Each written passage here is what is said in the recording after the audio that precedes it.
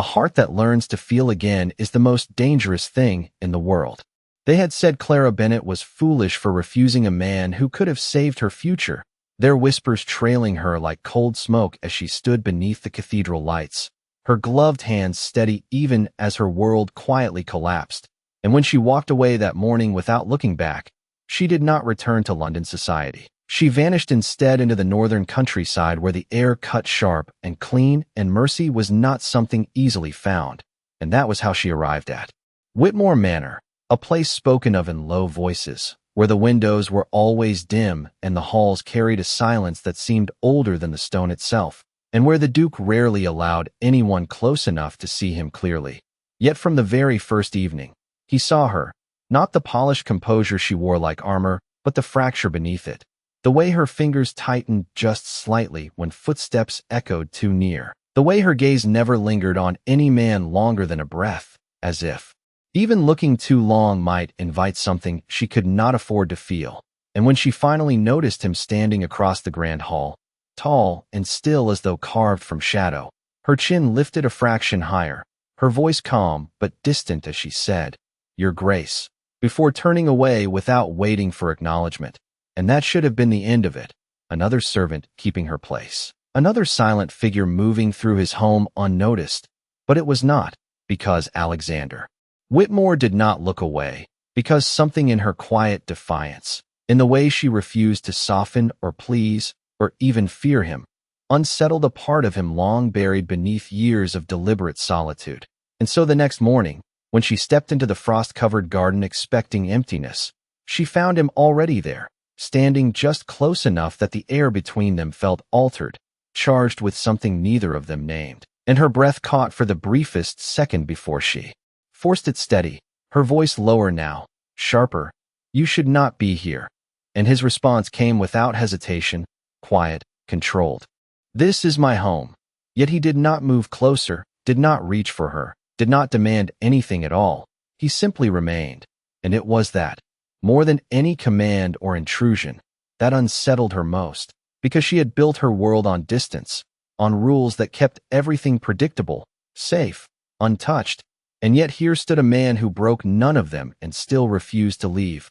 And as she turned away, walking back toward the stone walls that had begun to feel like shelter, she felt it for the first time in years, not fear, not anger, but something far more dangerous, the faint, unwanted awareness that no matter how carefully she guarded her heart, someone had already stepped close enough to see it, and had chosen, without permission, to stay. Clara learned quickly that silence in Whitmore Manor was not empty but watchful, as if the walls themselves listened, and no matter how carefully she kept her distance, she could feel it, the quiet awareness of his presence lingering at the edge of every room she entered, never intruding, never speaking more than necessary, yet never entirely absent either.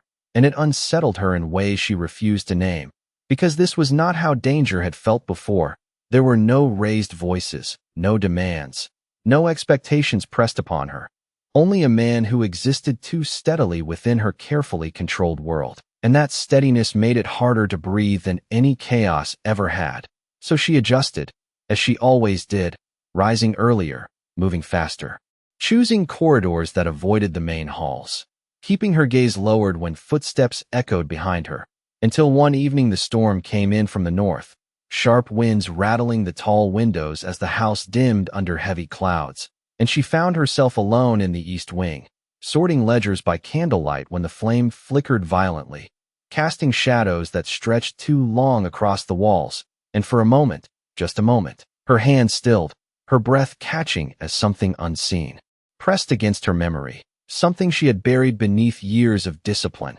And the room felt smaller, the air thinner, until she closed her eyes and forced it away, straightening her spine, steadying her hands, reminding herself that she was no longer that girl, that nothing here could touch her.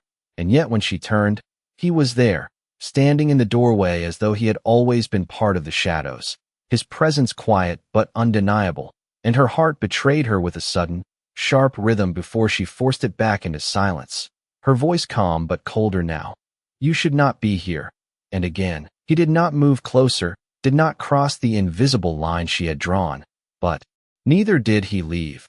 his gaze steady on her, not searching, not questioning, simply present. And it was that presence that broke something fragile in the air between them, because he did not look at her the way others once had, not with expectation or judgment or careless curiosity, but as if he already understood the cost of whatever she was holding back, and that understanding felt too close, too dangerous. And she turned away sharply, gripping the edge of the table as if it were something solid enough to anchor her, her voice lower, controlled. "Do not make a habit of this, Your Grace." And for the first time, there was the faintest shift in him, something almost imperceptible, as though her words had not pushed him away but simply settled somewhere he had already considered. And when he finally spoke, his voice was quiet, measured. "You are the one who came into my house." And the words should have sounded like authority, like a reminder of place, but they did not. They carried no weight of command, only truth. And that truth lingered between them as the storm pressed harder against the windows. And for reasons she could not explain, Clara did not leave. She remained where she was, her hands still against the wood, her breath steadying in the presence she had sworn to avoid. And when the candles steadied at last, when the shadows retreated just enough to reveal the distance between them, she realized with quiet certainty that it was no longer as wide as it had been before, and worse than that, she was no longer entirely sure she wanted it to be. Morning arrived pale and quiet, the storm having passed, but leaving the world outside Whitmore Manor buried beneath a clean, blinding layer of snow that reflected the early light like glass. And Clara stood at the tall window in the east corridor, her fingers resting lightly against the cold pane as she watched the distant trees stand motionless under the weight of winter, telling herself that nothing had changed, that the night before had been nothing more than a moment of weakness she would not repeat. Yet the stillness felt different now, not empty but aware, as if the house itself had shifted in some subtle, irreversible way. And when footsteps sounded behind her, she did not turn immediately. She did not need to, because she already knew who it was, that quiet certainty settling into her before she could stop it. And when she finally faced him, her expression was composed, distant, exactly as it had always been.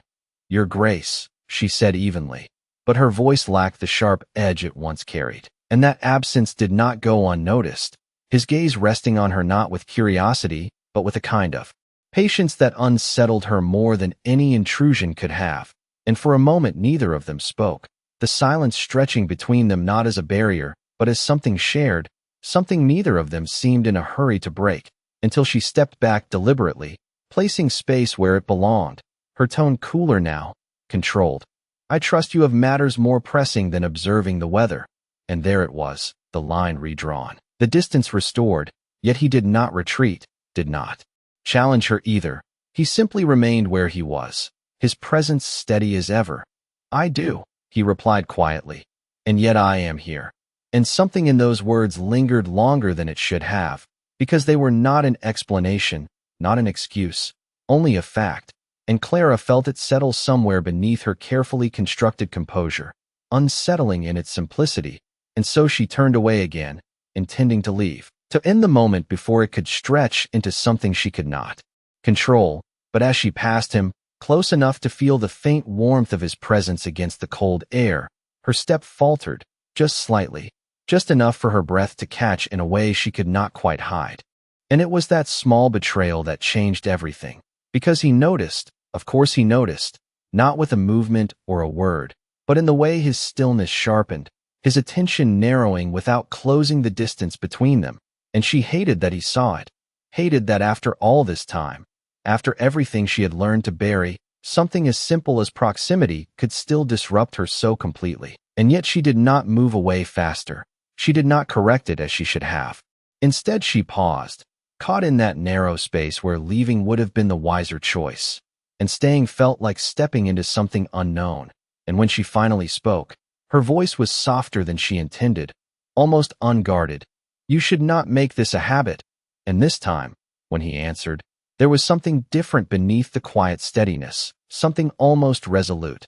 "Perhaps you should not either." And the words settled between them like a truth neither of them had meant to reveal.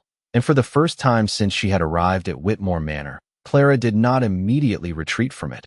She stood there, suspended in that fragile, dangerous stillness, aware that something had shifted beyond her control, and that no matter how carefully she rebuilt her distance, it would never again feel as absolute as it once had been. Days settled into a rhythm that Clara told herself she controlled. Yet it was no longer the same rhythm she had known before, because now there were moments she could not predict, small interruptions that slipped past her careful routines, and each one carried the same quiet certainty. He would be there, not always close, not always speaking, but present in a way that made absence feel impossible, and she began to notice it in ways she could not ignore. The sound of his footsteps that never rushed, the way conversations in the hall would soften when he entered, the subtle shift in the air that came with him, and though he never sought her out directly, never demanded her attention, it felt as though the space between them was slowly being redrawn without her consent, and that knowledge unsettled her more than she would ever admit. So she reinforced her boundaries. She spoke less, avoided longer corridors, kept her eyes lowered when necessary, and yet none of it stopped the inevitable. Because one afternoon, as the pale winter sun filtered through the tall windows of the library, she found herself alone among the quiet rows of books, her gloved fingers brushing along the spines as she searched for something to occupy her thoughts, something that required enough focus to silence the growing awareness she carried with her. And for a while it worked, until she sensed it again, that familiar presence behind her, not close enough to touch, but close enough that the stillness shifted, and she did not turn immediately. She refused to give him that, but her breath slowed, her posture tightening ever so slightly, and when she finally faced him, her expression was composed, though her eyes held something sharper now, something almost weary. "Do you follow all your staff this way?" she asked, her tone controlled but edged with something deeper, something she could not quite conceal, and his response came as it always did, without hesitation, without apology. "No," he said simply, and the honesty of it left no room for dismissal, no space for her to pretend this was coincidence. And for a moment, that truth lingered between them, quiet and undeniable, and she felt it press against the walls she had built so carefully, testing them, searching for weakness, and she straightened slightly, drawing herself back into control. "Then I suggest you begin," she replied, turning away before he could answer. But this time, as she moved past him, her steps were not as steady as before, her composure not as effortless, and she hated that he could see it, hated that he did not look away from it, because there was no judgment in his gaze, no expectation, only that same quiet understanding that felt too close, too knowing. And when she reached the door, her hand resting against the handle, she paused, just briefly, caught between leaving and something far more dangerous. And it was in that pause that his voice came again, softer now, almost thoughtful. "You are not as unaffected as you wish to be." And the words struck deeper than she had prepared for, not because they accused, but because they were true. And she turned back then, her eyes meeting his fully for the first time since that night in the East Wing, her voice lower, steady but no longer entirely distant. "And you are not as indifferent as you pretend." And for a moment, something passed between them, something unspoken but undeniable, a recognition that neither of them had intended to allow. And it lingered there, fragile and dangerous, before she finally turned away and left the room, her steps echoing softly behind her. But this time, the distance she created did not feel like safety. It felt like something slipping beyond her control, something she could not quite bring herself to stop. The distance she placed between them should have been enough. It had always been enough before, but Whitmore Manor had a way of closing spaces without warning, of narrowing long corridors into moments that felt far too intimate, and Clara began to realize that avoidance was no longer a strategy she could rely on, because no matter where she turned, no matter how carefully she timed her movements, there were instances she could not predict, like the late afternoon when the sky dimmed early and the house settled into a hush that felt heavier than usual, and she found herself in the West Gallery, reviewing correspondence she did not truly see, her thoughts scattered in ways she refused to acknowledge, until that familiar stillness shifted again, and she did not need to look up to know he was there. She could feel it in the way her breath changed, in the way her hands stilled against the paper, and this time, she did not turn immediately. She let the silence stretch, testing it, as if daring it to break on its own. But it did not.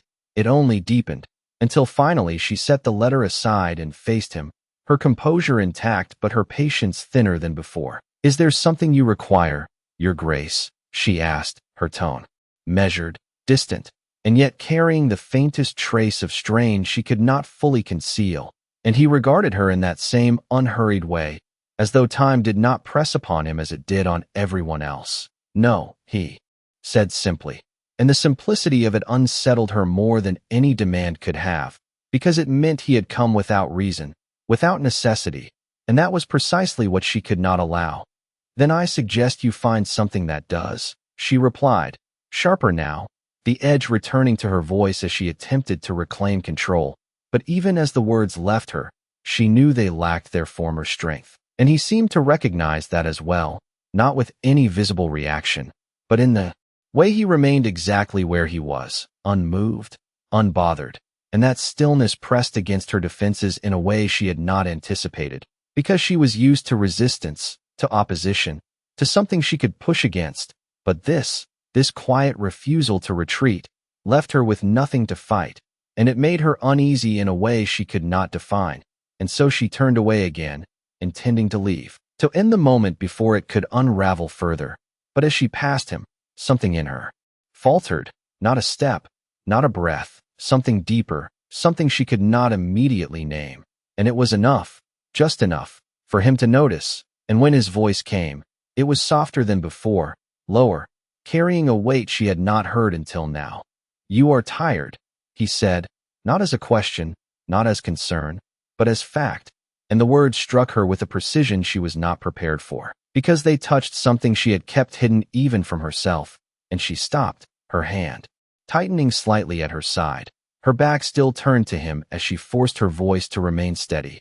"That is none of your concern," she replied, but the response lacked conviction, and she knew it, and he knew it, and for a moment, the silence that followed was different, not tense, not guarded, but something quieter, something closer to understanding, and it unsettled her more than anything else, because she could not remember the last time someone had seen through her so easily, without effort, without intrusion, simply by being there, and she did not know how to respond to that, did not know how to push it away without revealing more than she intended, and so she chose the only option left to her.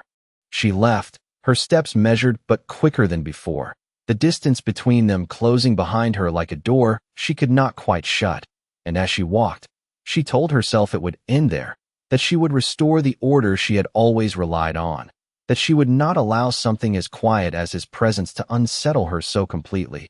But even as she reached the far end of the corridor, she felt it, that same awareness lingering just beneath the surface, the quiet certainty that no matter how far she went, he would not follow loudly, he would not demand, he would not chase.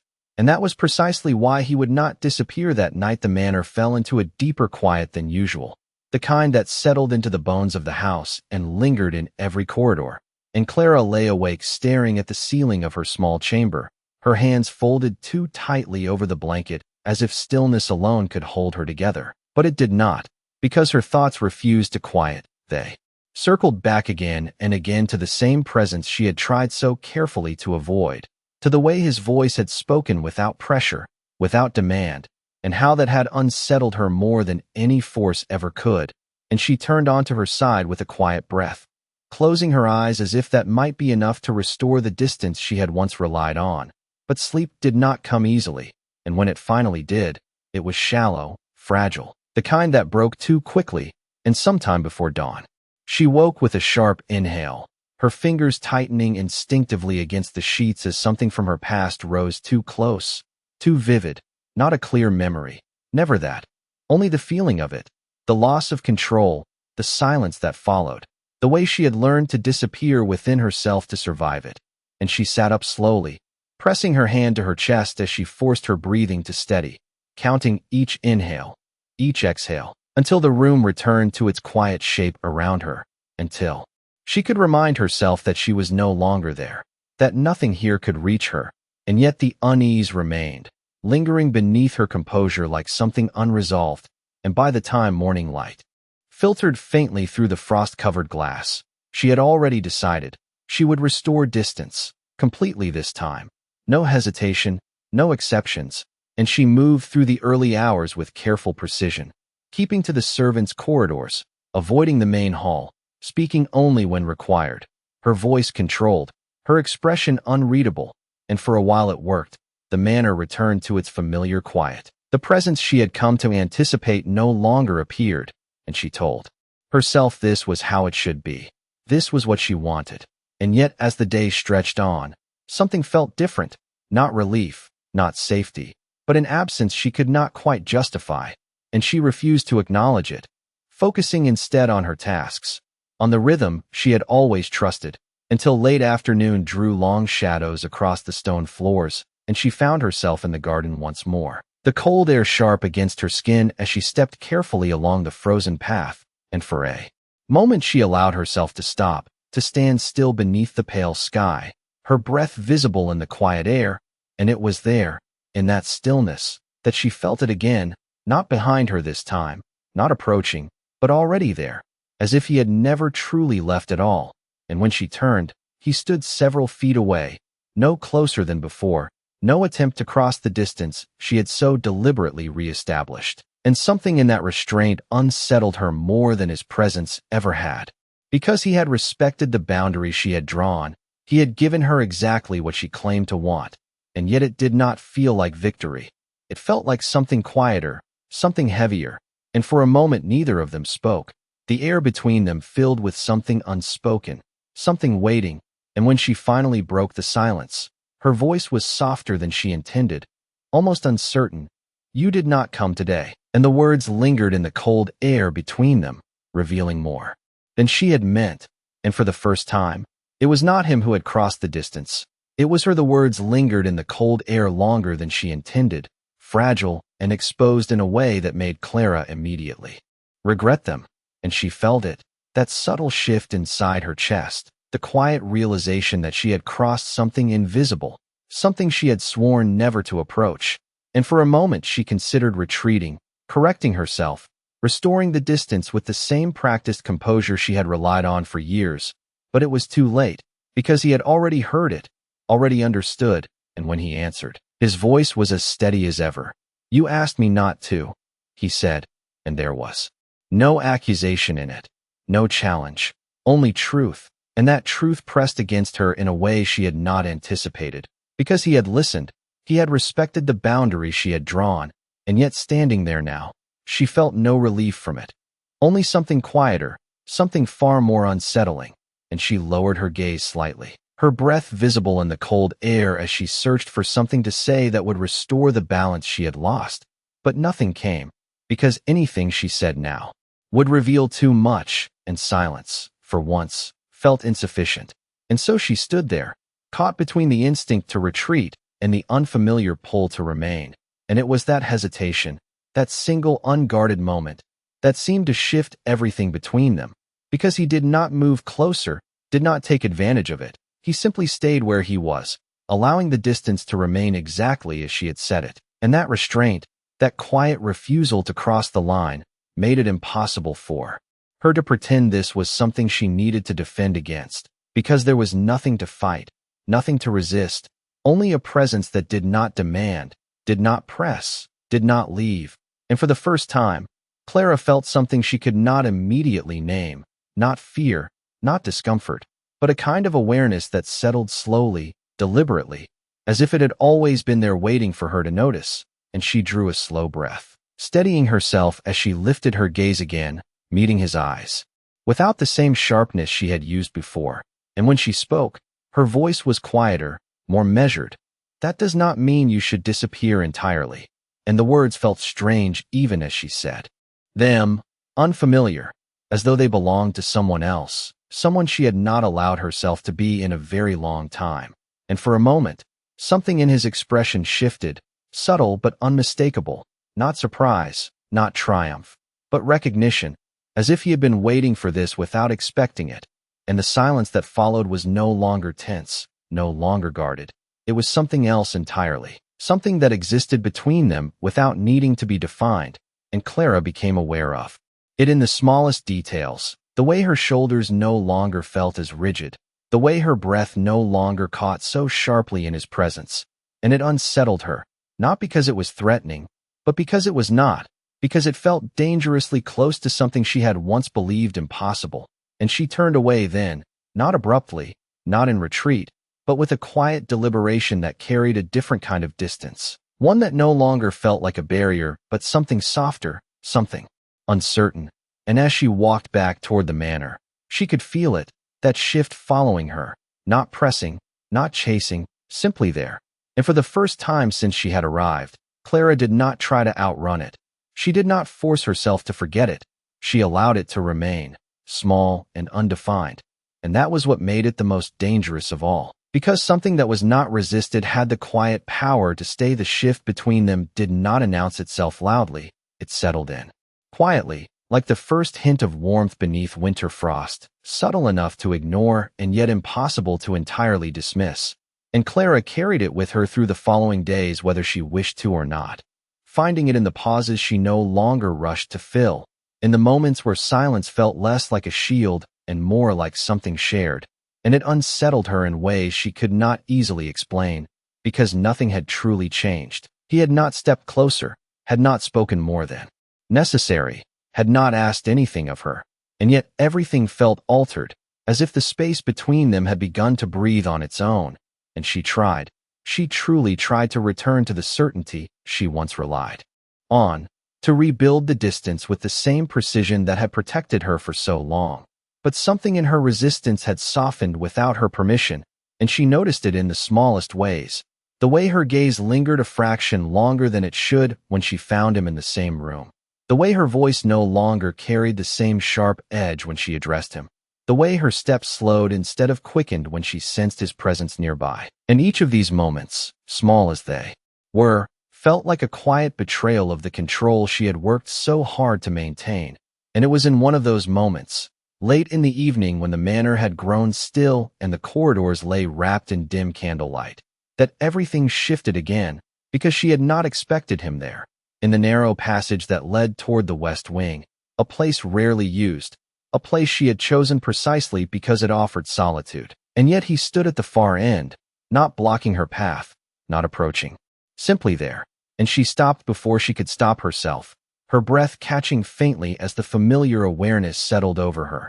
And for a second she considered turning back, choosing another route, restoring the distance in the only way she knew how. But something held her in place, something quiet and insistent, and instead of retreating, she moved forward, each step measured, deliberate, until the distance between them shortened to something neither of them acknowledged aloud. And when she spoke, her voice was calm, but softer than she intended. "You seem to appear where you are not expected." And there was no accusation in it this time, only observation, and his answer came just as quietly. "You seem to notice." And the words lingered between them, simple and undeniable, and Clara felt it again, that subtle shift beneath her composure, the awareness she had tried to ignore growing clearer, sharper, until it could no longer be dismissed as coincidence or inconvenience. And she looked at him then, truly looked, not as the duke she served, not as the presence she avoided, but as the man who had remained when she had expected him to leave. And for a moment the world narrowed to that single, fragile space between them, filled with something unspoken yet unmistakable. And it frightened her, not because it threatened her, but because it did not, because it felt like something she had once wanted and no longer trusted. And she took a small step back, not out of fear, but out of instinct, her voice steady but quieter now. This should not continue. And the words were meant to restore the distance, meant to close whatever had begun to open. But even as she said them, she knew they lacked the conviction they once would have carried. And he seemed to understand that as well, because he did not move away, did not challenge her. He simply held her gaze for a moment longer before answering. "Then it will not." And something in that response unsettled her more than anything else he had said, because it was not resistance, not refusal, it was acceptance, and that acceptance left her with no argument, no reason to push him away. And as the silence returned, heavier now, filled with everything neither of them had spoken, Clara turned and continued down the corridor, her steps steady but slower than before. And for the first time, The distance she created did not feel like protection. It felt like something she might not be able to return to. The quiet acceptance of his words did not bring Clara the relief she had expected. It lingered instead like an unanswered question, one that followed her through the halls long after she had left that narrow corridor. And in the days that followed, she found herself listening for something she had once tried so carefully to avoid: the steady rhythm of his presence, the subtle shift in the air that signaled he was near. But it did not come, not as it had before, because he had kept his word. He did not appear where he was not expected. He did not remain where she might find him.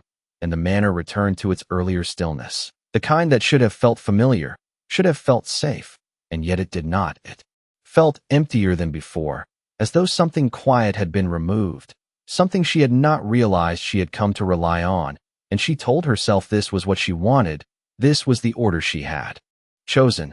And still, there were moments when her steps slowed without reason, when her gaze lingered at the far end of a corridor, as if expecting to see him there. And each time she found nothing, she forced herself to move on, to dismiss it as nothing more than habit, nothing more than the mind adjusting to change.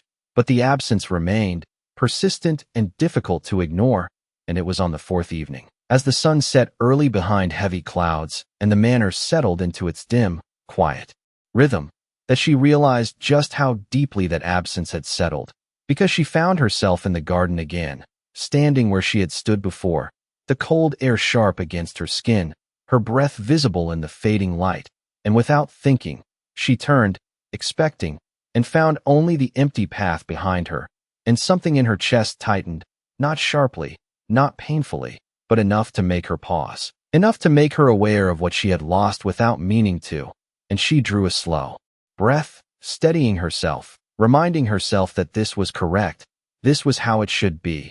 And yet her feet did not move. She remained where she was, caught in that quiet space between expectation and reality.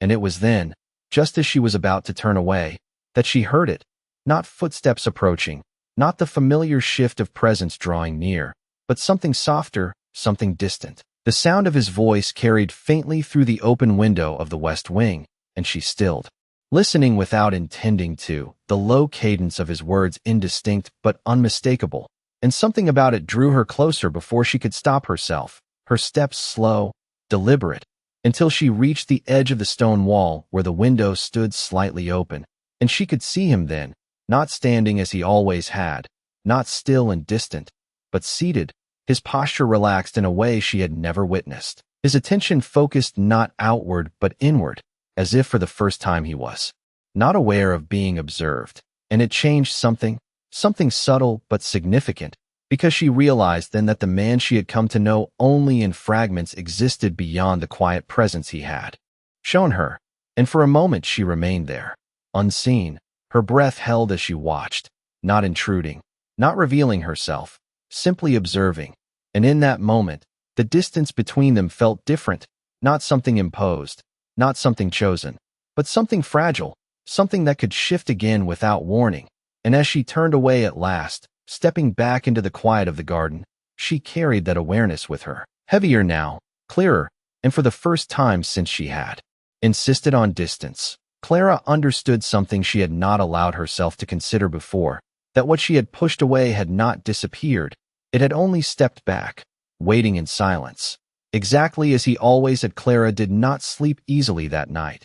The image of him lingering in her mind in a way she could not dismiss, not the distant, composed figure she had grown accustomed to, but the quieter version she had seen through the window, unaware, unguarded, and it unsettled her because it changed the shape of everything she thought she understood, because distance had always been simple when the other person remained a fixed idea, something defined and contained. But now that certainty had shifted, and with it, the fragile control she had relied on began to slip in ways she could not fully contain, and by morning, she had made a decision, one that felt both necessary and uncertain. She would not avoid him, not entirely, because avoidance had not brought her peace, it had only created a different kind of unrest, one that followed her even in his absence. And so she moved through the manor with a steadier rhythm, no longer altering her path to escape a presence that might not appear, no longer adjusting her time to avoid moments that might not come, And when she entered the main hall that afternoon and found him there, standing near the tall windows where winter light stretched pale across the floor, she did not stop, did not hesitate. She continued forward with quiet composure until she stood within a distance that felt deliberate rather than accidental. And for a moment, neither of them spoke, the silence familiar now, but no longer sharp, no longer something she felt compelled to break. And when she finally lifted her gaze to meet his, her voice was calm, measured.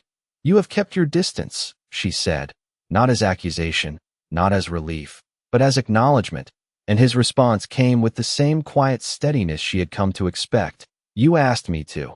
And there it was again, that simple truth that left no room for argument, no space to hide behind misinterpretation. And Clara felt it settle between them, heavier now, because she understood what it meant. That his presence had never been imposed, never forced. It had been given, and just as easily withdrawn. And that realization stirred something deeper than she had anticipated, something that made her question the certainty she had clung to for so long. And she drew a slow breath, her gaze steady though something within her shifted. "And if I had not?" she asked quietly, the words leaving her before she could reconsider them. And for the first time, there was the faintest pause in him, not hesitation, not uncertainty, but something closer to consideration, as if he weighed the truth of his answer before offering it. "Then I would have remained," he said, and the simplicity of it struck her with a quiet force, because there was no condition in it, no expectation, no demand, only a statement of what he had already proven. And Clara felt it then, clearly, undeniably. The fragile line she had been walking, the distance she had tried to maintain no longer as solid as it once was. And, for a moment, she did not step back, did not retreat as instinct urged her to.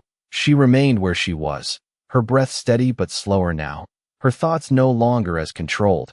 And something in that stillness shifted, something unspoken yet understood, and she realized with a quiet certainty that the choice before her had changed.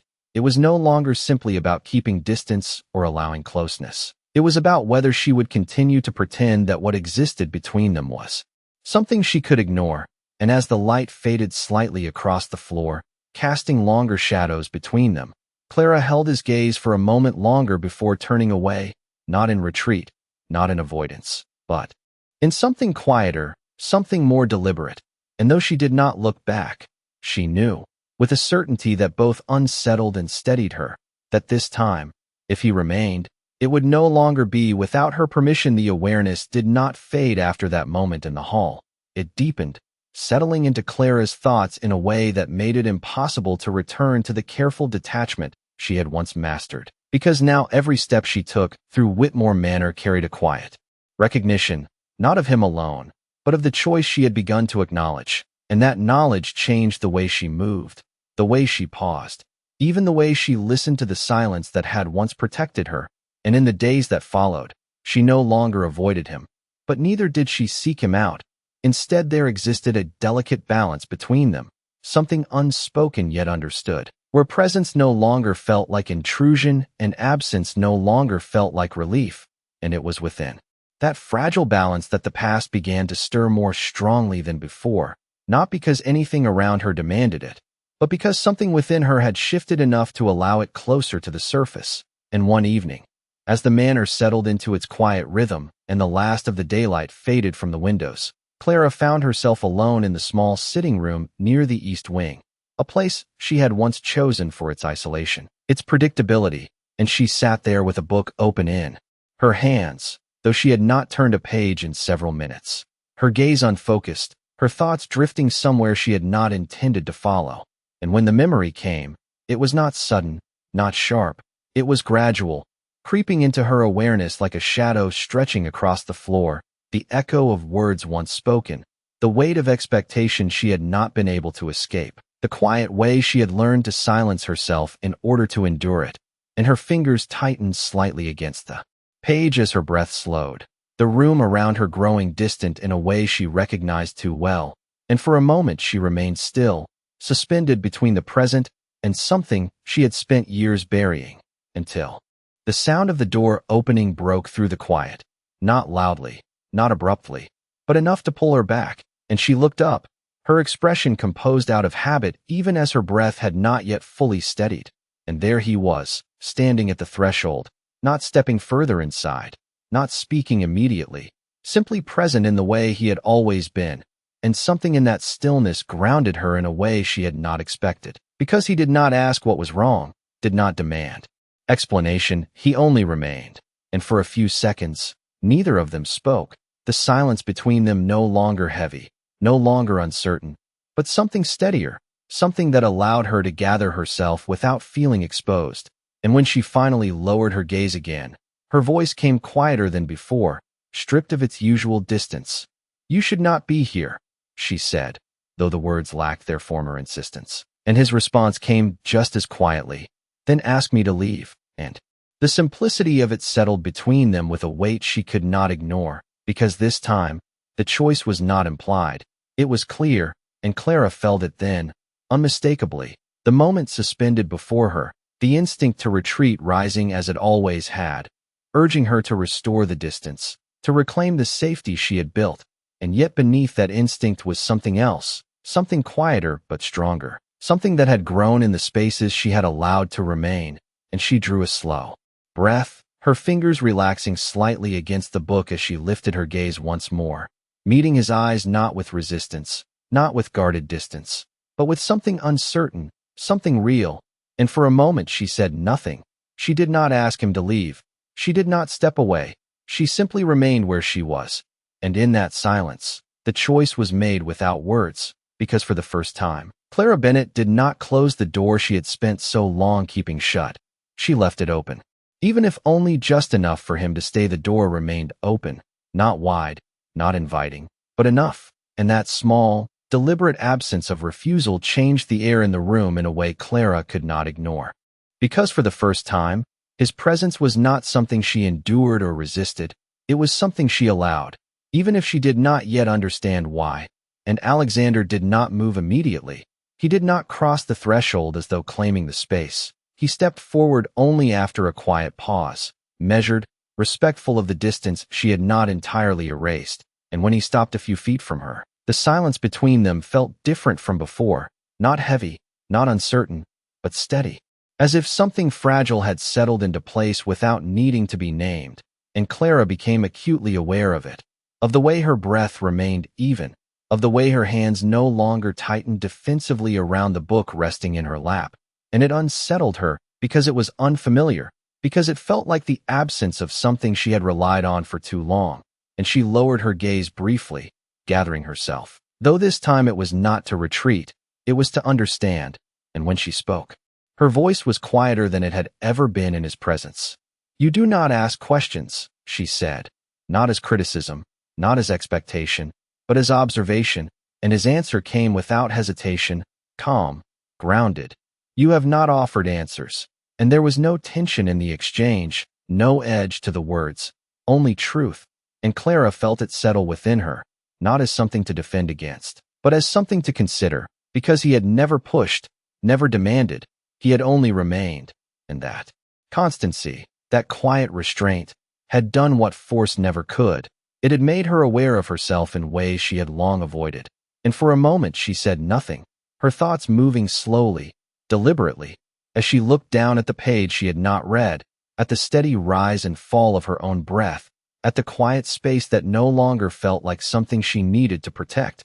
And when she finally lifted her gaze again, there was something different in it, something unguarded, though not entirely open, something that existed between hesitation and trust. And she spoke again, her voice softer, almost reflective. There was a time when silence was the only way to remain unseen. And the words lingered in the air between them, fragile but clear, and it was the closest she had come to speaking of anything beyond the present, the closest she had come to allowing him to see even a fragment of what she had carried. And he did not respond immediately, did not fill the space with unnecessary words. He only held her gaze with that same steady awareness. And when he finally spoke, it was quiet, deliberate. "And now," he said, not as a question, but as an opening. And Clara felt it then, the weight of that moment, the choice it carried. Because she could retreat, she could close the door she had only just opened. She could return to the safety of silence that had defined her for so long. And yet something within her resisted that instinct, something that had grown slowly, quietly. In every moment he had remained without asking for more, and she drew a slow breath, her fingers loosening slightly around the book before she set it aside. A small, deliberate action that felt far more significant than it should have. And when she spoke again, her voice was steadier, though still quiet. Now I am learning that silence is not the same as safety. And the admission settled between them, not dramatic, not overwhelming, but deeply real. And for a moment, neither of them moved, neither of them spoke, because there was nothing more that needed to be said. And in that stillness, Clara realized something she had not allowed herself to consider before, that the space she had once feared could hold something other than pain, something that did not demand, did not take, did not force, something that simply existed and waited. And for the first time, she did not turn away from it. She remained where she was, allowing the quiet to stay, allowing him to stay. And though nothing had been promised, nothing had been defined, it was enough, more than enough, because it was real, and it was hers to choose. The silence did not break. It settled, deep and steady, as if the room itself had come to rest around them. And Clara remained where she was, aware of every small detail in a way she had not allowed herself to feel in years, the quiet rhythm of her own breath, the stillness of her hands now resting lightly against her lap, the presence of him not as something she needed to guard against, but something that existed without demand. And it was that absence of pressure that made everything else possible, because nothing in this moment required her to be anything other than what she was. And that realization moved through her slowly, not as a sudden change, but as a quiet unfolding, something that had begun long before she had recognized it. And for a moment, she simply stood there, letting it settle, letting the silence hold what words did not need to carry. And when she finally moved, it was not to retreat, not to restore distance, but to close the space between them just enough to acknowledge what had already shifted, her steps measured, deliberate, until she stood within reach, though she did not cross that final line. Not yet. And she lifted her gaze to meet his, not guarded, not distant, but steady in a way that felt entirely new. And there was something in his expression, something quiet and certain, as though he had understood this moment long before it arrived. And for the first time, Clara did not question it. She did not resist it. She allowed it to exist. And in that stillness, something within her eased, not completely, not all at once, but enough to remind her that she no longer needed to hold everything so tightly. And her hand moved then, not quickly, not with hesitation, but with a quiet intention she could not fully explain, until her fingers came to rest lightly against his, not grasping, not seeking reassurance, simply there, a small, undeniable connection that carried more meaning than anything she could have said. And she felt it immediately, not a rush, not a sudden change, but a steadiness that grounded her in a way she had not expected. And she did not pull away. She did not retreat into the distance she had once relied on. She remained, allowing that single point of contact to exist without fear, without the need to define it. And when she spoke, her voice was soft, steady, no longer shaped by the need to protect herself from something that was not there. You stayed, she said, not as a question, not as surprise, but as recognition. And his answer came just as quietly, just as certain. You allowed it. And the words settled between them, simple and complete, because they held the truth of everything that had changed, not through force, not through insistence, but through something far quieter, something chosen. And Clara felt it then, clearly, the difference between what she had once feared and what now stood before her. Because this was not something that demanded to be felt, it was something that waited until she was ready to feel it. And that made all the difference. And she drew a slow breath, her fingers still resting lightly against his, not tightening, not pulling away, simply staying. And for the first time in longer than she could remember, the future did not feel like something she needed to brace against. It felt uncertain, yes, but not in a way that threatened her, in a way that invited her, quietly, patiently, to step forward when she chose to. And she did not know what would come next. She did not know how far this fragile beginning would carry. But for once, she did not need to know, because she had already done the hardest thing, She had not turned away, and sometimes that was where everything began, not in grand declarations, not in promises spoken aloud, but in the quiet moment when someone who had once learned to disappear chose instead to remain, and allowed another to remain with her.